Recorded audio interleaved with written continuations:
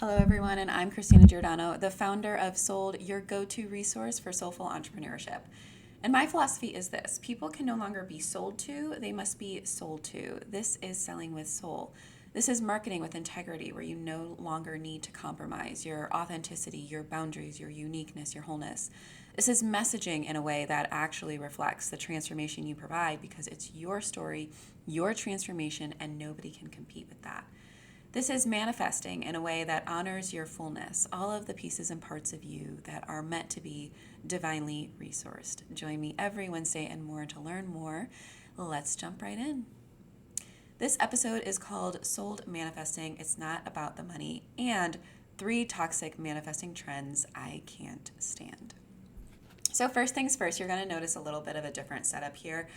If you're watching this on YouTube, I don't have one of those pretty cameras that make phenomenal videos, and so I decided to play with the positioning of me and my computer just to see what works for the time being, while I'm doing some more research in the type of camera that I want to buy, which, by the way, if anybody has any suggestions, feel free to let me know.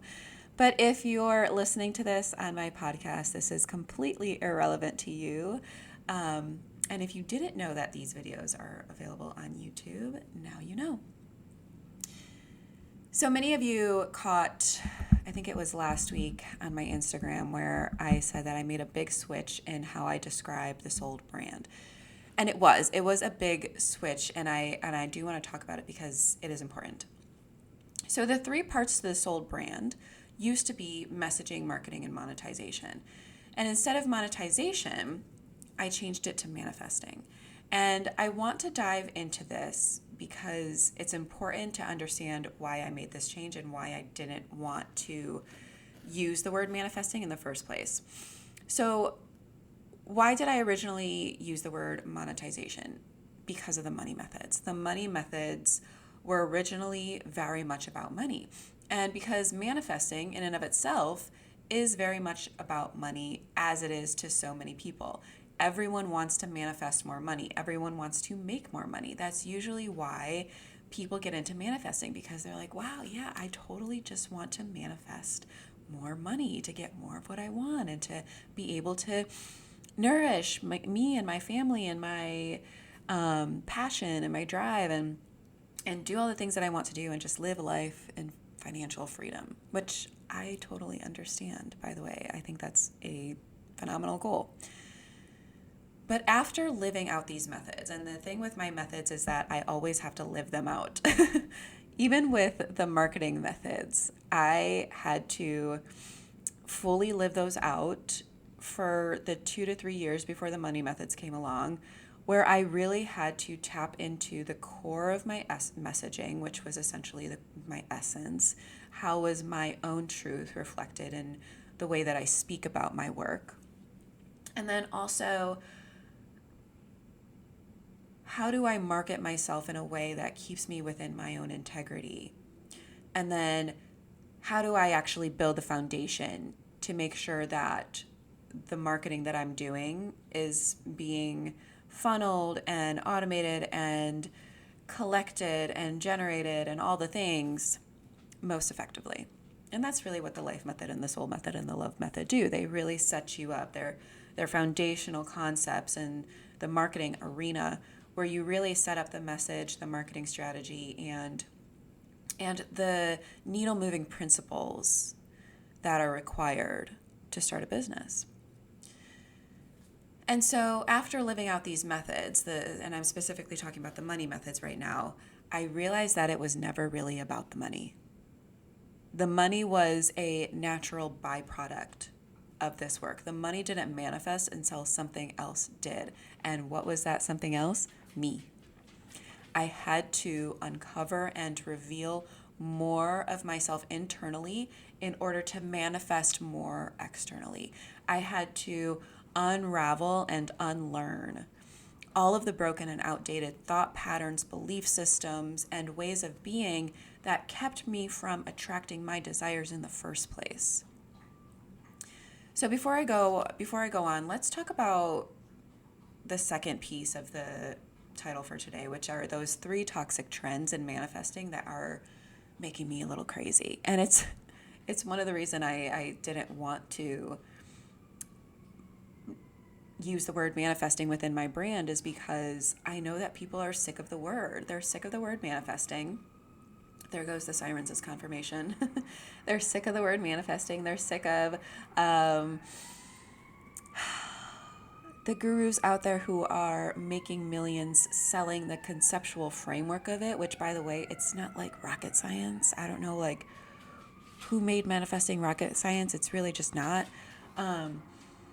But I mean, to me, and maybe this isn't true for you, but it's absolutely true for me.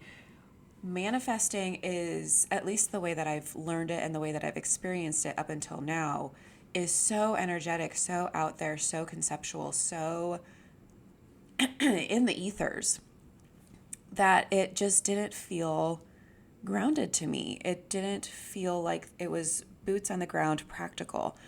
And it never really was. I mean, we have these gurus teaching the concept of it, and then teaching in a way that made it so like, you feel into it and you're thinking and you're being and and yes, those are definitely a part of manifesting, but like, what are the actual practical steps that I can take to become better at manifesting? It's not just thinking about it. It's not just feeling about it. It's not just being about it. What is it?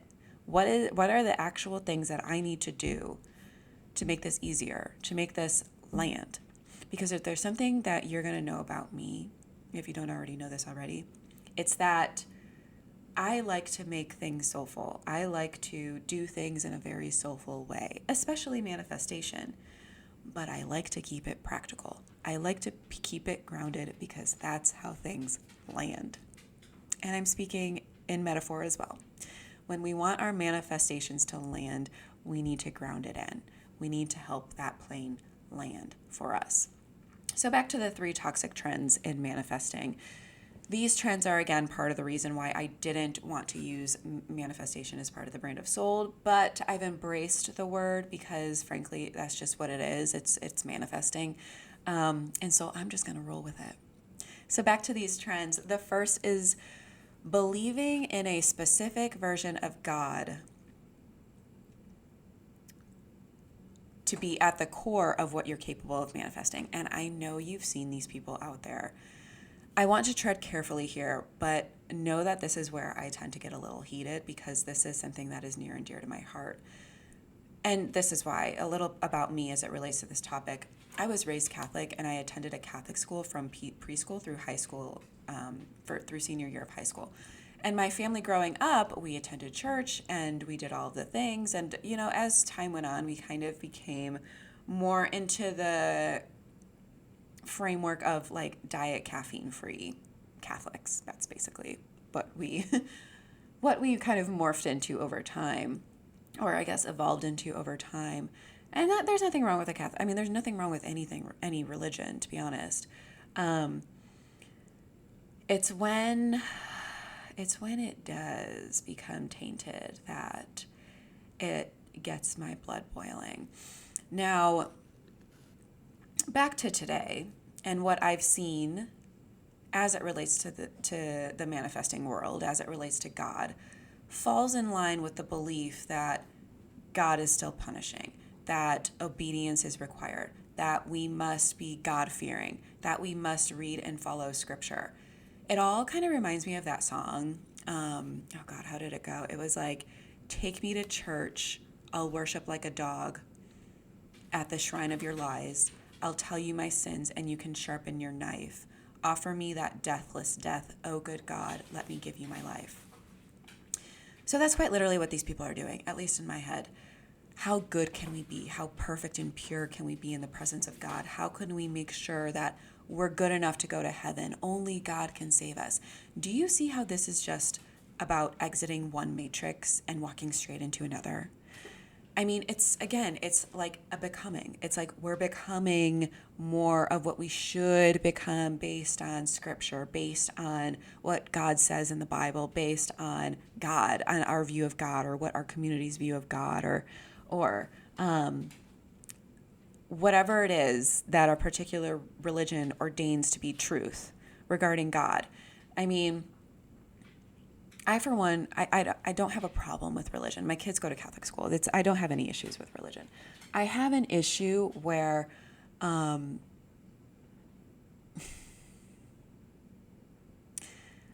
we were born sick or bad or evil. And in my opinion, we are all born, honestly, quite perfect. I have 2 kids. I know that they are perfect, that they were born perfectly. So in my opinion, we didn't come here to earth to ascend and be perfect godlike creatures. We came to earth to be fully grounded in it and fully live in it, whatever capacity that looks like. And yes, there's a level of responsibility that naturally comes from evolving our self-awareness and becoming more rooted in our essence and divinity. But we're losing ourselves if we're constantly striving to seek approval from God in order to be worthy of what we desire to manifest, rather than working with God or the universe or simply divinity in itself to remember our inner truth, our inner essence, our own divine power, and co-create from there.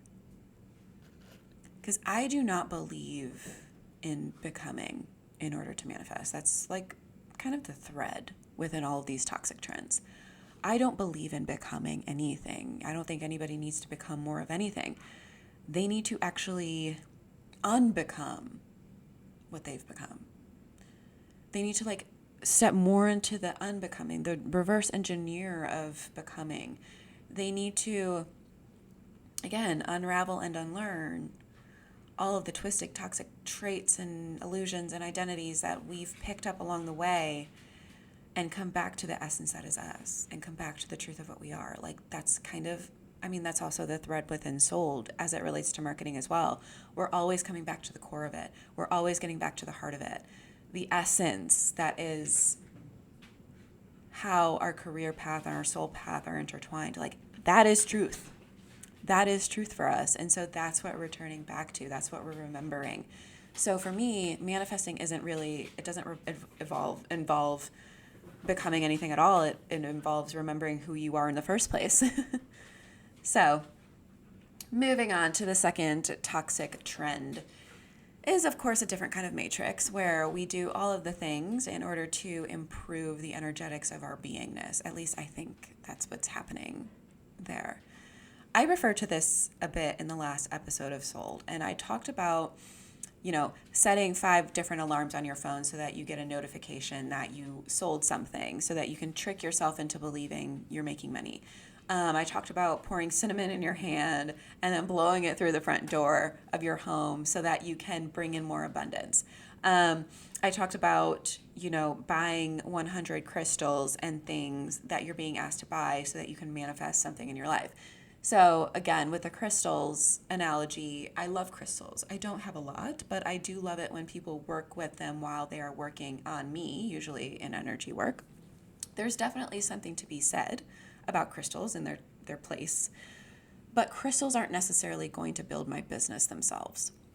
So what I'm saying is it's possible to put a lot of pressure on yourself to do these sorts of things and exert a lot of time and effort and money into them, and then wonder where your manifestation is when your wish doesn't come true. Now, I fully believe that everything is energy, and I fully believe that there's a massive energetic component here that needs to be addressed. However, there is real practical work that is required for that energetic component. And again, if there's one thing that you'll learn about me, is the soulful approach. I love taking a soulful approach to everything, but I gotta keep it grounded because, again, that's how it lands. Now let's move on to this third toxic trend. And it's kind of I kind of referenced this actually earlier. I will elaborate more on it here, but it's kind of going more into that becoming thing. It's like we're doing manifesting backwards. We think it's about creating something with the power of thought and emotion, and therefore efforting and faking it in some way in order to bring it to fruition. Or we think it's about simply surrendering and being in the energy of our desire, which leads to us only waiting for something to happen. So we're waiting on an external factor to change our lives. Now, both of these approaches require a certain degree of becoming. They require us to become something that we are not so that we can manifest what we want. But if we don't have to actually become anything, why are we doing these things in the first place? So my kind of manifesting is asking this question. What if we just need to peel away all of the layers and identities and illusions that aren't us so that we can become more of our original self, which is simply love? And as I moved through the money methods, one thing that came up over and over for me was an overwhelming feeling of more peace in my inner world while my outer world was crumbling. And if you don't know yet, if you weren't following the messy middle of season 2 of this series of Sold, I was facing financial distress. I was divorcing my husband of 8 years. I was the primary caregiver for 2 young boys who are also very active and busy, and they have social lives. So a lot of things were going on, and my business was just not moving in the direction I needed it to. And if I'm going to be honest with you and with myself, it was because of me. My business was getting the last of me. It wasn't on my priority list at all. I wasn't bringing the energy, the life force, the power, the passion my business needed in order to really build momentum. I was so focused on other elements of my life that, quite honestly, I needed to be. But also, I was still living in a version of me that was scared to do what I tell people to do all the time, and that is show up, be seen, and shine. So because of all the chaos in the background, I only recently started to feel the difference that the money methods brought into my life. But in living the methods and applying the practical applications provided as an adjunct to them, I changed. My inner world has completely changed. For once in my life, I feel completely at peace and I can hold it. For once in my life, I understand what it means to truly feel abundant within myself, and I'm actually not bullshitting myself about that. That's a real thing. And for once in my life, external noise and ego chatter didn't derail me. I stood strong in my power, and I stay in it, and I still do. So the days of betraying myself, abandoning myself, doubting myself, negotiating with myself, those are all over. They're simply done. And that's because my energy is so precious. I finally see how precious that is, how precious my time and presence and being is. And because of this, I don't have to overdo anything anymore. I don't have to overdo. I don't have to over-explain. I don't have to overthink, overanalyze, or give any of my heart and mind to anything that makes me feel even slightly less than who I know I am. And that's the truth. So the methods have essentially done their job. They helped me find me again. They helped me come back to my core, back to my essence, back to my truth again in a deeper way so that I could call in and align with everything that I desire. And this is the thing. It's all happening. It's all happening. And I finally feel free. So that is all that I had for the episode today. I hope this sings to you. And by the way, the money methods, which will be featured in the membership, which will be launched any day now. I honestly haven't even given it a date, but it's going to be launched any day now. We are just finalizing some technical tweaks and things. So it will be finalized within the next, I want to say 2 to 3 weeks. And there's a wait list to learn more about the membership as it relates to the offering that is provided and how the money methods kind of are. They're not the main piece of it, but they're you're essentially part of the membership so that you could read the money methods and then also so that you could live them. That's basically what it is. And so the membership will feature live calls from me every month, and it will most likely be twice a month, and also experiences. So these will be live experiences where you will meet other people from various industries, whether it be body workers, healers, energy workers, coaches, consultants, to essentially facilitate the process of your unbecoming. I'm going to call it that. To facilitate the process of your unbecoming so that the nervous system work, the subconscious work, and the embodiment work, and all of the work that is required through this process can be done in a way that is effective and efficient. So go check that out. It is on the Get Guidance page of my website. Until next time, be well and take care.